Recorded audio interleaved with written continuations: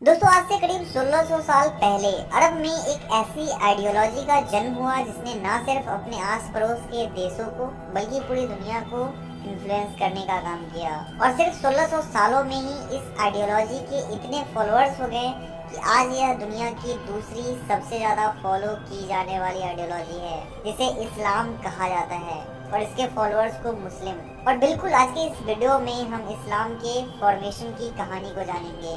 इसके अलावा ये भी जानेंगे कि आखिर ये धर्म कैसे इतना पॉपुलर हुआ। इसके अलावा मैं आपको उन रूल्स के बारे में भी बताऊंगा जो हर मुस्लिम को जरूर फॉलो करना चाहिए। तो चलिए वीडियो में आगे बढ़ते हैं। तो वास्तव में इस्लाम धर्म की कहानी की शुरुआत इस धर्म के पैगंबर मोहम्मद साहब के जन्म से शुरू होती है। पैगंबर उस व्यक्ति को कहा जाता है जो ईश्वर का संदेश लोगों तक पहुँचाए। मोहम्मद साहब का जन्म 570 ईस्वी के आसपास मक्का नामक स्थान पर हुआ था, जो उस समय व्यापार और धर्म का मुख्य केंद्र हुआ करता था। धर्म के नाम पर वहाँ के लोग एक इमारत में लगे आयताकार काले पत्थर की पूजा करते थे, जिसे काबा कहा जाता था। और यह आज भी सऊदी अरब के मक्का नामक जगह पर मौजूद है, जहाँ इस्लाम धर्म को मानने वाले लोग तीर्थ यात्रा करने जाते हैं। ऐसा कहा जाता है कि दिव्य दर्शन से अपने युवा अवस्था में ही मोहम्मद साहब को विश्वास हो गया था कि अल्लाह एकमात्र ईश्वर है, जिसके बाद इन्होंने अपने विचारों की चर्चा की और उसे अधिक लोगों तक पहुंचाने का काम किया। उन्होंने मूर्ति पूजा का विरोध किया और लोगों के सामने खुद को ईश्वर का देवदूत बताया। लेकिन उनके इन एक्टिविटीज से कई लोग इनके खिलाफ हो गए और इस खिलाफत का परिणाम यह हुआ कि इन्हें मक्का छोड़ना पड़ा। कहा जाता है कि 622 ईस्वी के आसपास इन्हें मक्का से भागकर मदीना में शरण लेनी पड़ी।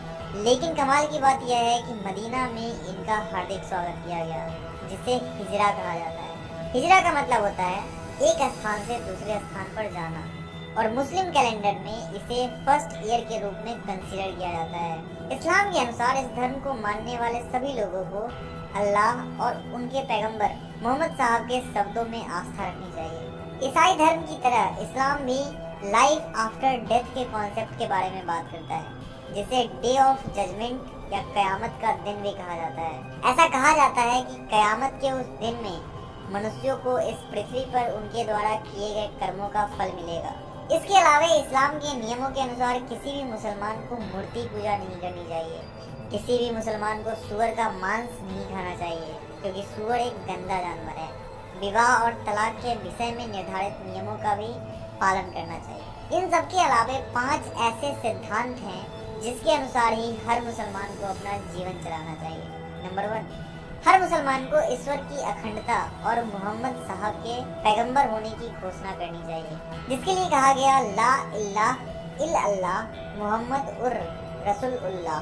नंबर 2, सभी मुसलमान को हर रोज 5 बार प्रार्थना करनी चाहिए और प्रत्येक शुक्रवार के दोपहर के बाद मस्जिद में नमाज पढ़नी चाहिए। नंबर 3, उसे गरीब व्यक्तियों को यह समझकर भिक्षा देनी चाहिए कि यह भिक्षा वह अल्लाह को अर्पित कर रहा है। नंबर 4, इस्लाम के पवित्र महीने रमजान में उसे सूर्योदय से सूर्यास्त तक व्रत रखना चाहिए। नंबर 5, अगर संभव हो तो हर मुसलमान को अपनी लाइफ में कम से कम एक बार मक्का जरूर जाना चाहिए। मक्का वही जगह है जहां पैगंबर मोहम्मद साहब का जन्म हुआ था। साल 632 ईस्वी में मोहम्मद साहब के डेथ के बाद उनके उत्तराधिकारियों को खलीफा कहा गया, जिन्होंने इस धर्म को और बड़े स्तर पर फैलाने का काम किया।